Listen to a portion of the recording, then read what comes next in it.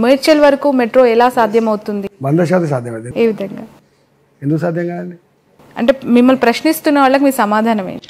Metro Medchal వరకు ఇచ్చే జిమ్మేదారి మాదే ఉంటుంది, గుర్తుపెట్టుకోండి. ఇలా మెట్రో విస్తరణ కోసం ఇలా మీరు చూస్తున్నారు. అందుకనే వాళ్ళకి కల్పన లేదు, వాళ్ళకు ప్రజల పట్ల గొప్ప అభిప్రాయం కూడా ఉండదని చెప్తున్నాను. ఈ సికింద్రాబాద్ రైల్వే స్టేషన్ ఎన్ని సంవత్సరాల క్రితం కట్టబడిందండి? 600 కోట్లతో ఒక ఎయిర్పోర్ట్ తలపించే పద్ధతులు కట్టబోతున్నారు. అది ఆచరణ అసాధ్యమైందా? ఇవాళకి ఇక్కడ చెంగిచెర్ల దగ్గర బ్రహ్మాండమైన టెర్మినల్ కడుతున్నారు, కొత్త రైల్వే స్టేషన్ కడుతున్నారు. చూసొచ్చిన మీరు ఎప్పుడన్నా? 450 కోట్లతో అధునాతనమైనటువంటి దాన్ని కడుతున్నారు. అందుకని సాధ్యం కాదనేది ఏముంటుంది చెప్పండి. నేను ఇంతకుముందు చెప్పిన మోడీ గారి ప్రభుత్వంలో ఎన్నెన్నో అద్భుతాలు జరిగాయి అని ఒక 2-3 అద్భుతాలు చెప్తాను నేను.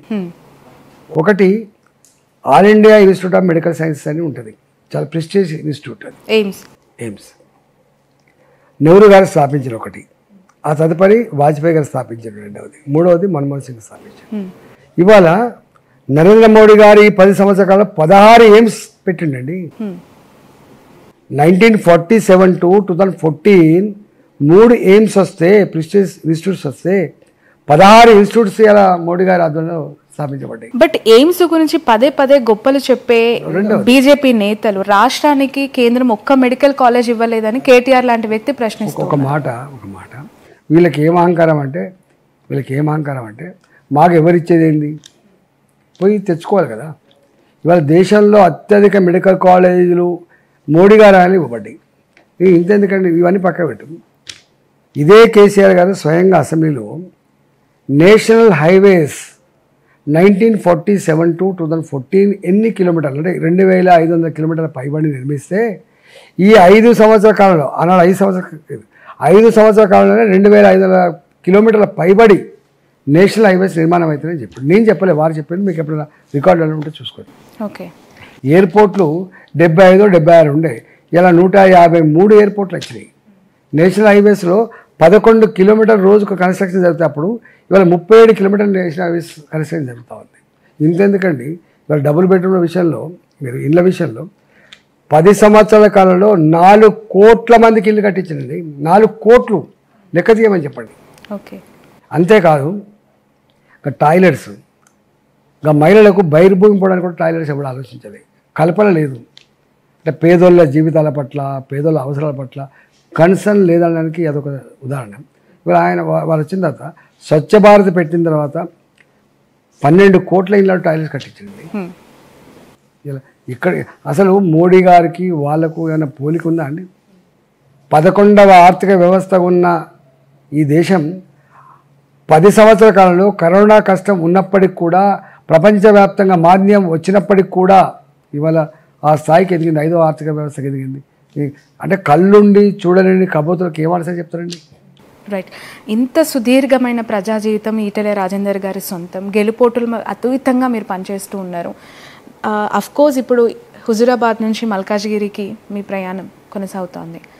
నాన్ లోకల్ అనే ఒక ముద్రని మీ పైన వేస్తూ ఉన్నారు. రాగిడి లక్ష్మారెడ్డి లొకేషన్స్ ఉన్నా ఉంటే మీది దాదాపు 160, ఇంకొకరిది 100 కిలోమీటర్లు అని చెప్పి దీన్ని ఎలా క్లెయిమ్ చేసుకుంటారు? ఆయనకు రాజకీయ పరిజ్ఞానం లేదు, రాజకీయ పరిజ్ఞానం లేదు. ఏం చెప్తుంది దానికి? సార్ నా ఇల్లు, నా వాకిలి, నా కథ, నా చరిత్ర యావత్ తెలంగాణ ప్రజానికి తెలుసు. ఈ ఊకే వాళ్ళతో ఆ మతిలేనంతో ఏం పెట్టుకుంటాం? ఏమైనా విమర్శించాలంటే కూడా దానికి ఇంత హోదా ఉండాలి, ఇంత సబ్జెక్ట్ ఉండాలి. ఏం లేని దానికి ఏం సమాధానం చెప్తాను చెప్పండి. పదే రాముణ్ణి మొక్కుదాం, బీజేపీని తొక్కుదాం, ఈ నినాదం బీఆర్ఎస్ ఎత్తుకుంది ఈ ఎంపీ ఎలక్షన్స్లో. ఇది మీకు ఏ విధంగా ఎఫెక్ట్ చూపిస్తున్నాను? ఎవరు తొక్కబడుతున్నారు, ఎవరు పైకి వస్తారు అనేది ఆల్రెడీ చరిత్ర చెప్పిన తర్వాత కూడా ఇంకా ఏం మాటలు, అవన్నీ మాటలు, అంత అహంకారం మాటలు మంచిది కాదు. పొలిటికల్ పార్టీలలో సిద్ధాంతపరమైన ఘర్షణ జరగవచ్చు, మాట్లాడుకోవచ్చు, కానీ ఇట్లాంటి మాటలు ప్రజలు అసహించుకుంటారు. ఆ పూటకు అది హెడ్లైన్స్ వార్తగా వస్తుండొచ్చు, కానీ ఆయన ప్రతిష్ట తగ్గిపోతుంది, ఆయన పట్ల ఉన్న గౌరవం తగ్గిపోతుంది. పెనం నుంచి పొయ్యిలో పడ్డట్టు అవుతుంది. కాంగ్రెస్ బీజేపీ కోటి వేస్తే ఖచ్చితంగా ఆలోచించి వేయాలి అని చెప్పి హరీష్ రావు గారు బీఆర్ఎస్ నుంచి కౌంటర్ చేస్తున్నారు. ఇప్పుడు బీఆర్ఎస్ పార్టీ ఉంది, ఇక్కడ అధికారం ఉంటేనేమో ఈ రాష్ట్ర ప్రయోజనాల కోసం పార్లమెంట్లో మాట్లాడాలి కాబట్టి ఓటు వేయమంటే ఆనాడు వేసింది. ఇలా ఇక్కడనే బీఆర్ఎస్ పార్టీ అధికారం లేనప్పుడు ఎవరు ఎందుకు ఫైట్ చేస్తారు, ఏం ఫైట్ చేస్తారు? ఇక్కడ కాంగ్రెస్ పార్టీ అధికారం ఉంది. కాంగ్రెస్ పార్టీకి ఫండ్స్ ఏమని చెప్పి బీఆర్ఎస్ పార్టీ లోక్సభలో కొట్టాడుతా చెప్పండి. రెండవది, ఇలా కాంగ్రెస్ పార్టీ ఉంది, అక్కడ అధికారంకి వచ్చే ఆస్కారమే లేదు. అబ్కి బార్ మోడీ సర్కార్ అని చెప్పి ప్రజలు భావిస్తూ ఉంటే కాంగ్రెస్ వాళ్ళు కోటైతే ఏం లాభం ఉంటుంది? ఈసారి కాంగ్రెస్ కోటేసినా బీఆర్ఎస్ పార్టీ కోటేసినా ఈ రాష్ట్ర ప్రయోజనాలకు ₹1 లాభం లేదు. ఇవాళ అంతో ఇంతో అభివృద్ధి జరగాలంటే బీజేపీకి ఓటేస్తేనే కేంద్రంలో ఉన్న మోడీ గారికి ఏమైనా ఈ పని చేయమని చెప్పి అప్పీల్ చేస్తే గొప్పగా పనిచేసి పెట్టే ఆస్కారం ఉంది. కాబట్టే ప్రజల్ని వేస్ట్ చేసుకోవద్దని చెప్తున్నా. రైట్. గతంలో ఈటెల రాజేందర్ గారికి ఫోన్ చేస్తే బాగున్నారా ఏంటంటే పేరు పెట్టి పిలిచేవాళ్ళు. ఇప్పుడు కాల్ చేస్తే జై శ్రీరామ్ అనే నినాదం వినిపిస్తుందంట. మోదీ గారు బీజేపీ సిద్ధాంతాలు ఈటెల గారిని మార్చాయా? ఈటెల గారే బీజేపీ సిద్ధాంతాలకు కట్టుబడి మారిపోయారా? ప్రజల విశ్వాసాలను ఇవ్వాలి కాదండి. ఆ ప్రజా జీవితంకి వచ్చినాడే, శాసనసభ్యుగా పోటీ చేస్తున్నాడే ప్రజల ఆలోచనలు, ప్రజల విశ్వాసాలు, ప్రజల సంస్కృతులు, సాంప్రదాయాన్ని తప్పకుండా గౌరవించుకోవాలి, పాటించుకోవాలి. ఇలా కొత్తగా చేసేది లేదు. ఇప్పుడు అట్లాంటినే మేము వెమ్లాడకు పోయి దర్శనం చేసుకోవడం, సమ్మక్క సార్లకు పోయి దర్శనం చేసుకోవడం, లేకపోతే ఇంకొక టెంపుల్ పోయి దర్శనం చేసుకోవడం, ఏ ఊరికి పోయినా కూడా మొట్టమొదలు పోయి ఆ ఊరిలో కొబ్బరికాయ కొట్టడం, ఇవన్నీ ప్రజల సంస్కృతి, సాంప్రదాయాలు, విశ్వాసాలు. వాళ్ళు గౌరవించాలి. గౌరవించకపోతే ప్రజా జీవితంలో ఉండలేడు. రైట్. ఏం చూసి మల్కాజ్గిరి ప్రజలు ఈటెల రాజేందర్ గారికి ఓటు వేయాలి? ఎందుకు ఓటు వేయాలి? మల్కాజ్గిరి ప్రజానికానికి కాంగ్రెస్ పార్టీ అభ్యర్థి పట్ల, బీఆర్ఎస్ పార్టీ అభ్యర్థి పట్ల, నా పట్ల వాళ్ళు చర్చించుకుంటారు. ఇలా ఎవరికి ఓటేస్తే ఈ నియోజకవర్గం అభివృద్ధి చెందుతుంది, ఈ నియోజకవర్గం చల్లగా కొనసాగుతుంది, భూ ఆక్రమణ లేకుండా, దౌర్జన్యం లేకుండా, స్వేచ్ఛగా ఎవరి వాళ్ళు అవుతుందో వాళ్ళు నిర్ణయించుకుంటారు. అందుకని నా చరిత్ర 22 ఏళ్ళు ఉంది, వాళ్ళ చరిత్ర కూడా ఉంది. దాంట్లో వాళ్ళు ఈ మల్కాజ్గిరిని అన్ని రంగాల్లో అభివృద్ధి చేయాలంటే, ప్రశాంతత నిలయం ఉండాలంటే, భూ కబ్జాలు లేకుండా ఉండాలంటే, ఈ దౌర్జన్యాలు లేకుండా ఉండాలంటే రాజేంద్రుని అయితేనే సాధ్యమైందని చెప్పి ప్రజలు భావిస్తారు. కాబట్టి ఓటెత్తా అంటున్నారు. వాటికనే ఇట్లా బాయ్ చెప్తున్నావు, పైసలకో లేకపోతే ఉపన్యాసాలకు ఓటేయరు. రైట్. బట్ మల్కాజ్గిరి కాన్స్టిట్యున్సీ ఏదో చాలా లాజికల్ లక్కీయెస్ట్ కాన్స్టిట్యున్సీగా అందరూ వర్ణిస్తూ ఉంటారు. 14లో అక్కడి నుంచి గెలిచిన మల్లారెడ్డి మినిస్టర్ అయ్యారు, 19లో గెలిచిన వ్యక్తి సీఎం అయ్యారు. మరి రాజేందర్ గారు గెలిస్తే తెలియదు, అట్లాంటి కేంద్ర మంత్రి అవుతారా? తెలియదు. రైట్. మల్లారెడ్డి ప్రతిరోజు విమర్శలు చేస్తూ మీడియా అటెన్షన్ గ్రాప్ చేస్తూ ఉంటారు. మీరు మల్కాజ్గిరి ఎంపీగా అనౌన్స్మెంట్ అయిన తర్వాత పూర్తిగా ఆయన మీడియాకి దూరంగా ఉన్నారు, మౌనం పాటిస్తూ ఉన్నారు. వారిని అడగండి. బట్ దాని వెనక మీరున్నారు అని చెప్పి సైలెంట్గా ఉండమని.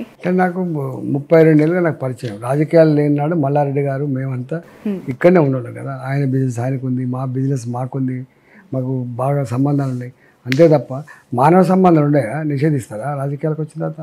మానవ సంబంధాలు ప్రొఫెషనల్గా ఇప్పుడు పనిచేస్తున్నాయా ఇరు పార్టీల్లో నుంచి? పని చేయాలి, లేకపోతే ఇట్లా దౌర్భాగ్యం అయింది. బీజేపీలోకి మల్లారెడ్డి రాబోతూ ఉన్నారు, అనుసంధానకర్త ఈటెల రాజేందర్ గారు, ఇది నిజమేనా? అంటే వారు చిన్న పిల్లవాడు కాదు, అనేక సంవత్సరాలుగా రాజకీయ అనుభవం సంతరించుకోడు. కాబట్టి ఏ రాజకీయాలు ఏ పార్టీలో ఉండాలంటే ఆయన నిర్ణయించుకుంటాడు. రైట్.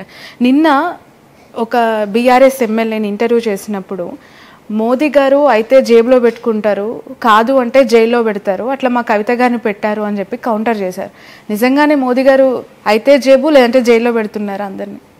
మోడీ గారి దగ్గర డ్రామాలు నడవాయి. మోడీ గారి దగ్గర స్ట్రైట్గా ఉండాలి, ఇది ఉన్నది ఇది లేదా పద్ధతులు ఉన్నది తప్ప మోడీ గారు కావాలని ఇంటెన్షన్గా ఎవరిని సఫర్ చేయడు. రైట్. సార్, ఈ ప్రచారంలో మీ ఫ్యామిలీ యొక్క సపోర్ట్ ఏ విధంగా ఉంది? బాగుంటుంది. Thank you so much Etela Rajender గారు.